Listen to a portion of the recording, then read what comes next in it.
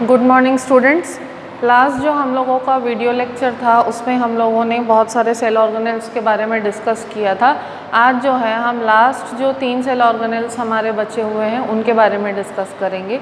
ठीक है, इन सब में से सबसे पहला है राइबोसोम्स। ठीक है, राइबोसोम्स का मैंने जब आपको एंडोप्लाज्मिक रेटिकुलम पढ़ाया था तब भी बताया था कि राइबोसोम्स जो होते हैं वो membrane less spherical shell organelles होते हैं। क्या होते हैं? Membrane less spherical shell organelles होते हैं। ठीक है, राइबोसोम्स क्योंकि मेम्ब्रेन लेस होते हैं, ठीक है, तो इनकी एग्जिस्टेंस या इनकी प्रेजेंस जो है वो बोथ प्रोकैरियोटिक और यूकैरियोटिक सेल्स दोनों में होती है। ठीक है, उसके अलावा राइबोसोम्स का कंपोजिशन क्या है? राइबोसोम्स जो होते हैं वो बने हुए होते हैं आरएनए और प्रोटीन से। ठीक है, एंड राइबोसोम्स का फंक्शन क्या है? राइबोसोम्स का फंक्शन है प्रोटीन सिंथेसिस में हेल्प करना। ठीक है, जैसे कि मैंने आपको एंडोप्लाज्मिक रेटिकुलम पढ़ने के टाइम पे बताया था कि एंडोप्लाज्मिक रेटिकुलम है जो है वो उसके सरफेस के ऊपर राइबोसोम्स प्रेजेंट होते हैं और राइबोसोम्स जो है वो प्रोटीन सिंथेसिस में हेल्प करते हैं।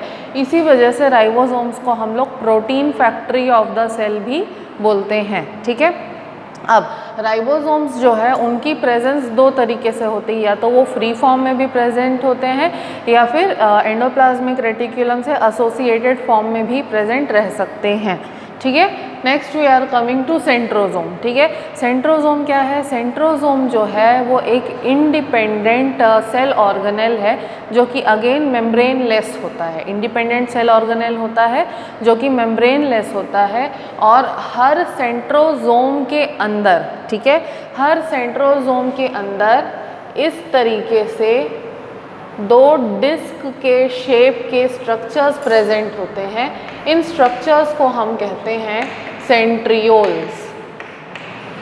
ठीक है, सेंट्रोसोम के अंदर ये क्या है? ये पूरा एक सेंट्रोसोम है। ठीक है, तो सेंट्रोसोम के अंदर 2 डिस्क के शेप के इस तरीके के स्ट्रक्चर होते हैं, फ्लैट होते हैं और एक दूसरे से इस तरीके से राइट एंगल्स पे सिचुएटेड होते हैं। फ्लैट होंगे, चपटे बिल्कुल, और एक दूसरे से इस तरीके से राइट एंगल पे होंगे। ठीक है, अब इनको क्या कहते हैं? इनको कहते हैं सेंट्रियोल। ठीक है, सेंट्रोसोम जो है वो साइटोप्लाज्म के एक पर्टिकुलरली थिक मटेरियल से कवर्ड होता है, मतलब साइटोप्लाज्म का ही पार्ट है, लेकिन सेंट्रोसोम जहाँ पर होता है वहाँ पर साइटोप्लाज्म थोड़ा सा थिक हो जाता है और ज़्यादा थिक होकर के सेंट्रोसोम के ऊपर एक जेली के जैसी कवरिंग बना लेता है। ठीक है, अब ये जो सेंट्रोसोम है उसके अंदर जो सेंट्रियोल्स हैं, ठीक है, इनका पोजीशन क्या होता है? ठीक है, ये सेल जो है सेल के लॉन्गिट्यूडिनल एक्सिस में प्रेजेंट होते हैं। अगर ये सेल है, ठीक है, सेल के लॉन्गिट्यूडिनल एक्सिस में, सेल की लंबाई में जो है सेंट्रोसोम प्रेजेंट रहता है।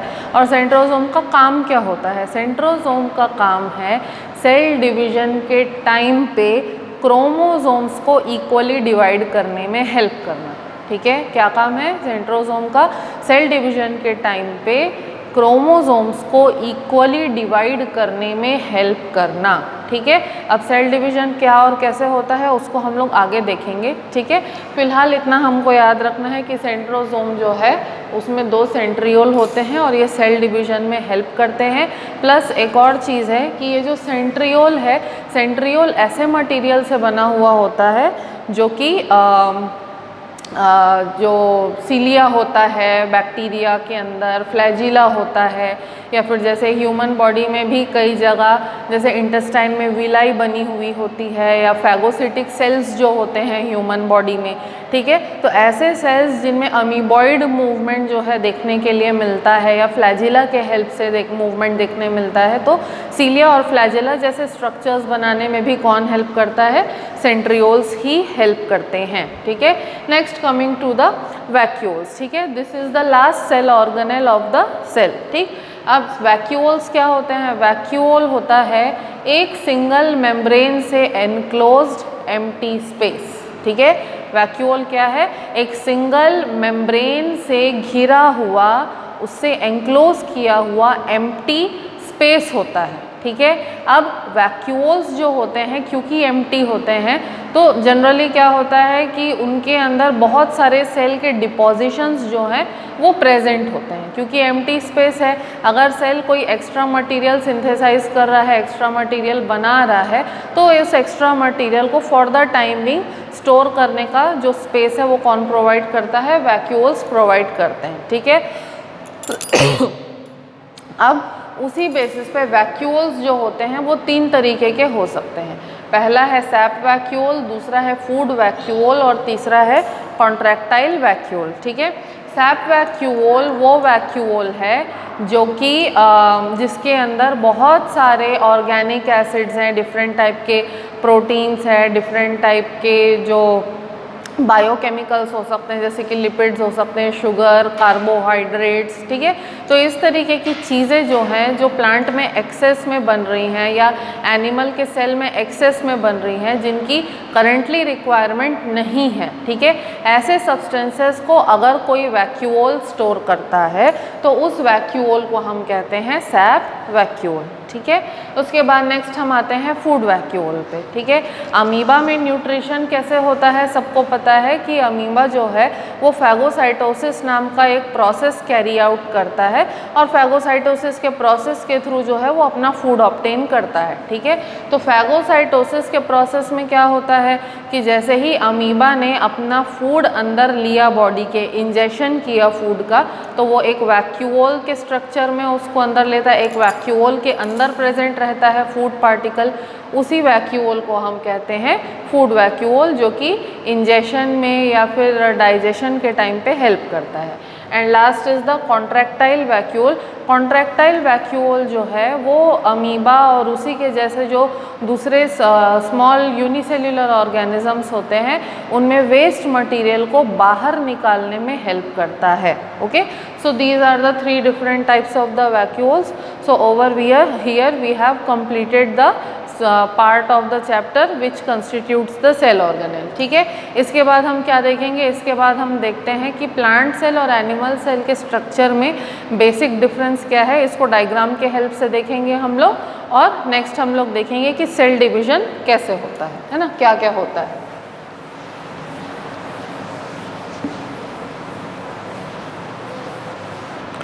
ठीक है, जितना भी पोर्शन अभी मैंने आप लोगों को पढ़ाया था उसमें क्या क्या मैंने बताया आप लोगों कि ये चीज़ प्लांट सेल में हो सकती है या वो चीज़ एनिमल सेल में होती, प्लांट सेल में नहीं होती है। तो उस बेसिस पे कुछ बेसिक डिफरेंसेस आते हैं प्लांट सेल और एनिमल सेल के स्ट्रक्चर में, उसको हम डायग्राम के हेल्प से अभी देखते हैं।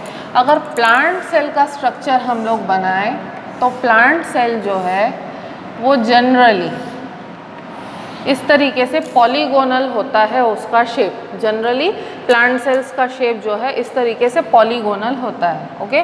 So this is the plasma membrane. Plasma membrane के बाहर प्लांट सेल में हमेशा आपको क्या मिलेगा? सेल वॉल भी मिलेगा क्योंकि प्लांट सेल में सेल वॉल होता है, ठीक है। तो ये प्लाज्मा मेम्ब्रेन के बाहर आ गया सेल वॉल, ठीक है। अब उसके अलावा क्या होता है? उसके अलावा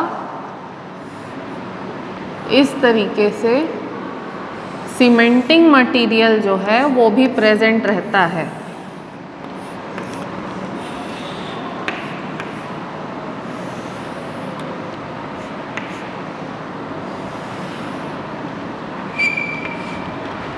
दो सेल्स के बीच में इस तरीके से सीमेंटिंग मटेरियल भी प्रेजेंट रहेगा सो दैट दो सेल्स को जोड़ करके रखा जा सके, ठीक है। अब नेक्स्ट क्या रहेगा प्लांट सेल में? एक न्यूक्लियस रहेगा, न्यूक्लियस के अंदर एक न्यूक्लियोलस रहेगा, इस तरीके से एक क्रोमैटिन भी रहेगा, है ना। उसके अलावा प्लांट सेल है तो एक बड़ा सा वैक्यूल भी प्रेजेंट रहेगा। प्लांट सेल में जनरली वैक्यूल क्या होता है? बहुत बड़ा होता है ना। तो एक बड़ा सा वैक्यूल प्रेजेंट रहेगा। उसके अलावा ये क्या हो गया? माइटोकॉन्ड्रिया प्रेजेंट है, ठीक है। फिर क्लोरोप्लास्ट, बहुत सारा क्लोरोप्लास्ट प्रेजेंट रहेगा, है ना। फिर इस तरीके से एंडोप्लाज्मिक रेटिक्यूलम जो है वो भी प्रेजेंट रहेगा, है ना।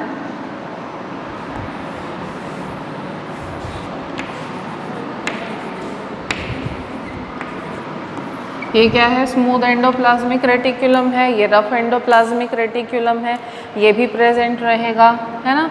फिर छोटे छोटे राइबोसोम्स प्रेजेंट रहेंगे,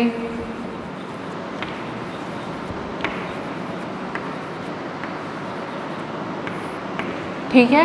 तो इस तरीके से क्या बनेगा, जो है आपका प्लांट सेल का स्ट्रक्चर बनेगा। उसके अलावा और एक चीज़ जो हमने छोड़ दी, that was the lysosomes and again the Golgi body. Golgi body भी जो है वो भी प्रेजेंट रहेगा, है ना। तो इस तरीके से this was the structure of the plant cell, ठीक है। Now coming to the structure of animal cell, ठीक है। एनिमल्स का जो सेल होता है वो जनरली स्फेरिकल या ओवल टाइप के शेप में होता है। प्लांट सेल्स जो हैं वो जनरली पॉलीगोनल होंगे और एनिमल सेल इस तरीके से ओवल हो सकता है। पहली चीज़ क्या आएगी, न्यूक्लियस, उसके अंदर न्यूक्लियोलस, फिर आएगा क्रोमैटिन, ठीक है। उसके बाद वैक्यूल आएगा, लेकिन यहाँ पे वैक्यूल छोटा होगा बहुत, this will be the vacuole, ठीक है। Then we are having a lot of mitochondria, ठीक है। Then we will not have any type of plastid, यहाँ पे प्लास्टिड नहीं होंगे, क्लोरोप्लास्ट प्रेजेंट नहीं रहेगा। Then we will be having the endoplasmic reticulum, this one is the rough endoplasmic reticulum. Then we will also be having the smooth endoplasmic reticulum. We will have the Golgi body like this, okay. Then what else we will have, we will have the lysosomes, we will have the free ribosomes also, ठीक है।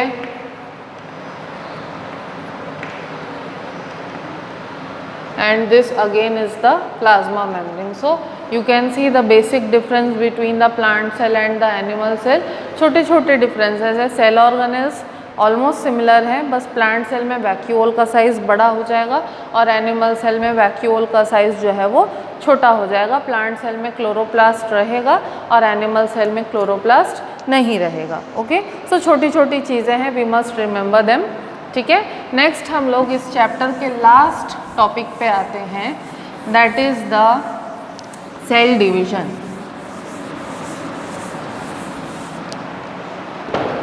ठीक है।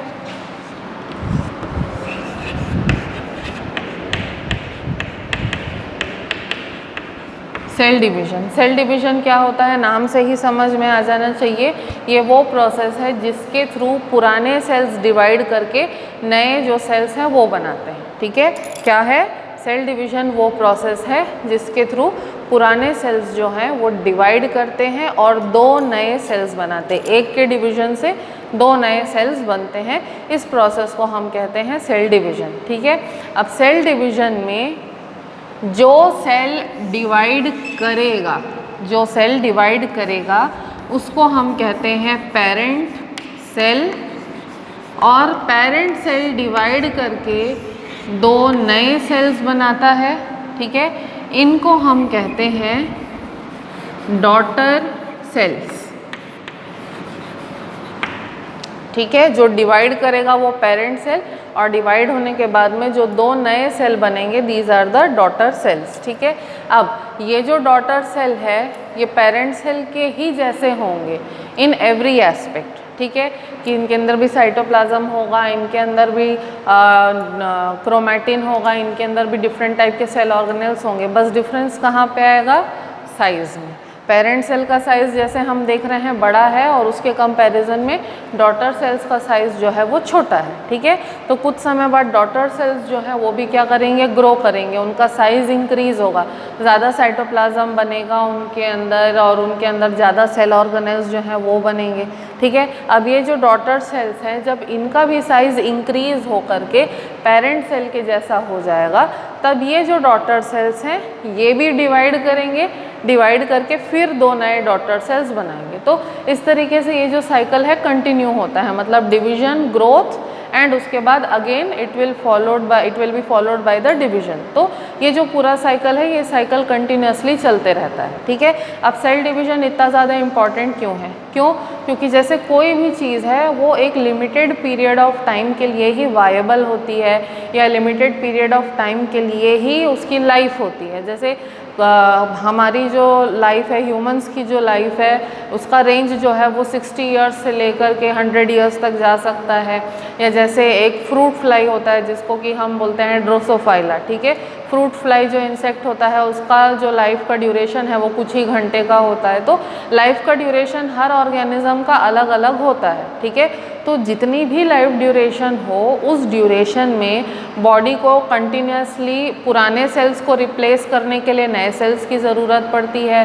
कहीं अगर cut जाता है या कहीं से अगर कोई डैमेज हो जाता है बॉडी को, तो उस डैमेज को रिपेयर करने के लिए नए सेल्स चाहिए होते हैं, ठीक है। तो नए सेल्स बनाना है, बॉडी के पुराने सेल्स को रिप्लेस करना है, डैमेज को रिपेयर करना है। तो इस तरीके के जो फंक्शंस होते हैं इनके लिए नए सेल्स की रिक्वायरमेंट हमको होती है। इसीलिए ये जो सेल डिवीज़न का प्रोसेस है ये हमारी बॉडी में कंटिन्यूसली चलते रहता है, ठीक है। अब सेल डिवीज़न का जो प्रोसेस होता है, ठीक है, वो जनरली 2 टाइप का होता है, ठीक है। जनरली किस टाइप का होता है? 2 टाइप का होता है, ठीक है। सेल डिवीज़न के जो 2 टाइप्स हैं, ठीक है, पहला है माइटोसिस और दूसरा है मियोसिस। 2 तरीके के सेल डिवीज़न होते हैं, माइटोसिस और मियोसिस, ठीक है। माइटोसिस जो है इसको हम लोग इक्वेशनल डिवीज़न भी बोलते हैं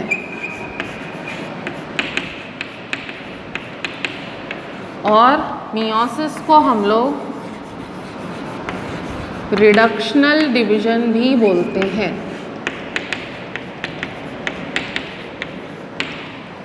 ठीक है। माइटोसिस को इक्वेशनल डिवीज़न बोलते हैं और मियोसिस को रिडक्शनल डिवीज़न बोलते हैं। ऐसा किस लिए? ठीक है, सबसे पहले माइटोसिस को देखते हैं। माइटोसिस में क्या होगा, जो पेरेंट सेल है, पेरेंट सेल जब डिवाइड करके 2 डॉटर सेल बनाता है, ठीक है, पेरेंट सेल डिवाइड किया, 2 डॉटर सेल बनाया, तो पेरेंट सेल जो है इसके अंदर जितना डीएनए है उतना ही डीएनए दोनों डॉटर सेल में भी बराबर जाएगा, इक्वल अमाउंट में जाएगा, ठीक है। कहने का मतलब क्या है, अगर 2 माइटोकॉन्ड्रिया है, ठीक है, उसके बाद 2 एंडोप्लाज्मिक रेटिकुलम है, 2 गोल्जी बॉडी है, लेकिन न्यूक्लियस एक ही है। सारे सेल ऑर्गेनेल्स जो हैं वो डबल अमाउंट में है, लेकिन न्यूक्लियस एक ही है। तो न्यूक्लियस का डिवीज़न कैसे हो, तो न्यूक्लियस के अंदर जो क्रोमैटिन होता है, अगर मान लेते हैं जनरली एक ही क्रोमैटिन हुआ, तो जब माइटोसिस के थ्रू सेल डिवीज़न होने वाला रहता है तब एक की जगह 2 क्रोमैटिन बन जाते हैं, ठीक है। फिर ये जो दोनों क्रोमैटिन हैं ये इक्वल हाफ में डिवाइड होते हैं, तो दोनों डॉटर सेल के अंदर मान लेते हैं हम लोग एक एक क्रोमैटिन आएगा, एक माइटोकॉन्ड्रिया, एक एंडोप्लाज्मिक रेटिकुलम, एक गोल्जी बॉडी जो है, इस तरीके से सेल ऑर्गेनेल्स और जो डीएनए है वो दोनों इक्वल अमाउंट में डिवाइड होगा, ठीक है। और ओवरऑल अगर हम कहें तो डॉटर सेल्स जो होते हैं वो पेरेंट सेल से कंप्लीटली आइडेंटिकल होंगे।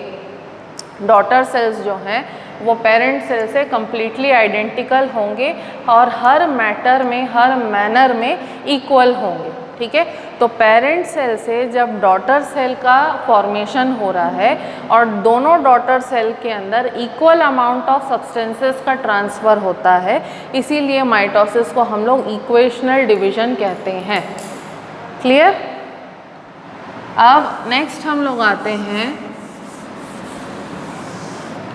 सेकेंड वाले पे यानी कि मियोसिस या फिर रिडक्शनल डिवीजन।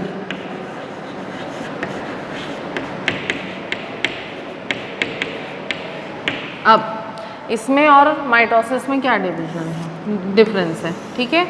ये देखो, जैसे मियोसिस है इसको हम लोग रिडक्शनल डिवीजन बोल रहे हैं, मतलब यहाँ पे रिड्यूस हो रहा है, कम हो रहा है। क्या कम हो रहा है, ठीक है। जनरली क्या होता है कि जैसे माइटोसिस में हम लोगों ने देखा था कि डीएनए या क्रोमैटिन जो है वो डबल द अमाउंट हो जाता है, लेकिन मियोसिस में जो है डीएनए या क्रोमैटिन जो है वो उतना ही रहेगा, ठीक है। बाकी सारे सेल ऑर्गेनेल्स और ये सारी चीज़ें जो हैं साइटोप्लाज्म है जैसे, वो सारी चीज़ें जो हैं वो डबल होंगी, ठीक है, लेकिन डीएनए जो है वो उतना ही सेम रहेगा, ठीक है। अब अगर ऐसे पेरेंट सेल का डिवीजन होता है और 2 डॉटर सेल बनते हैं तो इनके अंदर जो डीएनए आएगा वो जस्ट हाफ आएगा, मतलब एक जो था डीएनए, एक क्रोमैटिन था, उसका जस्ट हाफ पोर्शन जो है वो क्या आएगा, डॉटर सेल में आएगा। बाकी साइटोप्लाज्म सेल ऑर्गेनेल्स जो है वो इक्वली डिवाइड होंगे, ठीक है।